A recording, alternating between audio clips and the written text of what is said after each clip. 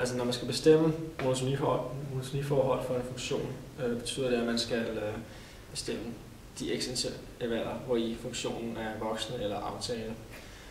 Og vi kan finde ud af det fra et eksempel.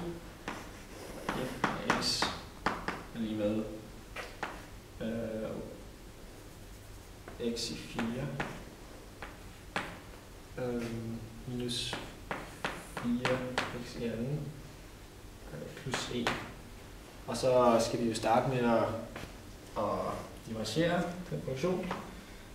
Så vi får f mærker x med 4x i tredje minus, altså er det så 4 gange 2x, så det bliver 8x, og 1 er en konstant, så den går væk.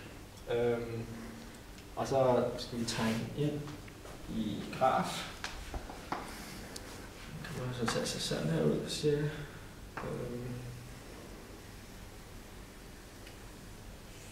Sådan der med vores tre toppunkter. Her, kalder man så T1, T2 og T3. Og ligningen for tangenten hernede, den er jo så y med 0x plus b, fordi a, den er jo 0, men den er lige vandret. Og så skal vi jo så finde toppunkterne, og det skal vi jo så sætte f af vores differentierede funktion, f mærker x lige med 0, og så sætter vi bare ligningen ind her. Det er 4x tredje minus 8x lige med 0, og så skal vi isolere x, skal vi prøve, og så sætter vi så uden for parentesen. Så 4x er lige med x i anden minus 2, sådan der, lige med 0.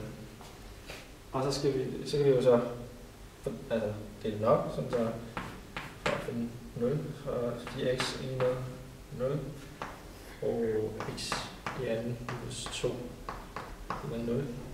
Og herover så kan vi jo finde ud af, at når man dividerer 4 med 0 og flytter 4 over på den anden side, så giver det over 0, så det er x, det er lige med 0. Og herover så flytter vi først 2 over på den anden side, så vi har 2, x er lige med 2. Og når vi tager kvadratroden af det, så giver det jo så plus minus kvadratroden af 2. Så vi har altså 3 toppunkter. Og skal vi skrive monotoniforholdet op. Det vil sige, altså f af x det er aftagende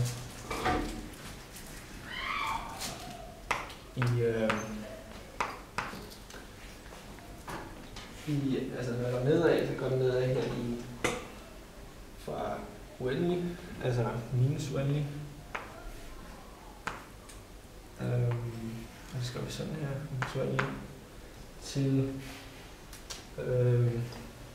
minus kvadrat med 2.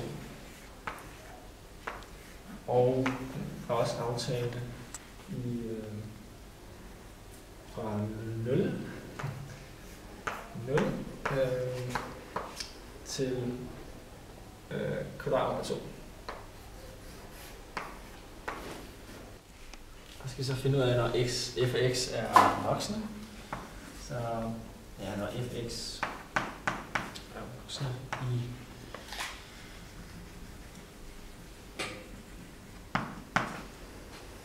så voksne i fra minus kvadrat under 2 til 0. Og også voksne fra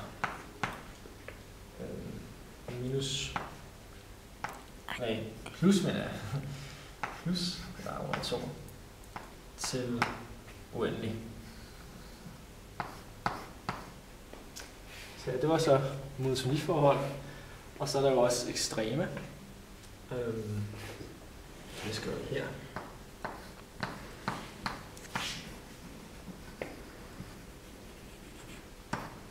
Og ekstrema.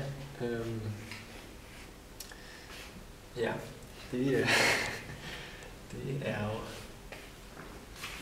Det kan jeg ikke huske. Kig i noterne. Må man godt.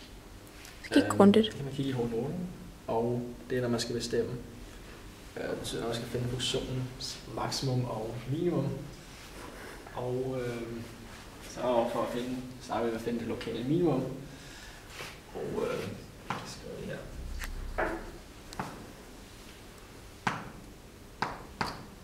Så tager vi jo x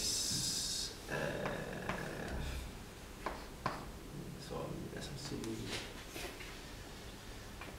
minus kvadrat 2. Og det er så vores x, og så skal vi finde vores y. Det er jo så f. F er minus kvadrat 2. Og det sætter vi så ind i vores funktion, så vi har den altså x minus kvadrat 2 i 4 minus 4 gange minus kvadrat 2 i anden plus 1. Og det giver, så regner vi ud til, at det skal give minus 3. Og det kan vi jo derfor få plads til at skrive hernede. Og det er så vores lokale minimum. Så skal vi finde det lokale maksimum.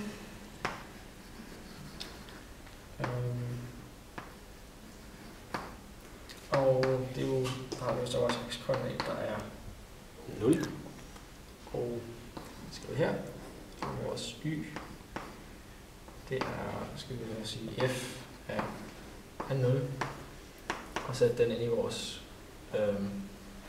funktion, og så vil sige 0, 4, minus 4 er 0 i anden, plus 1, og ja, det giver jo 1. Og så har vi jo så vores lokale maksimum og minimum. Ja, så vi har fundet ekstremaen.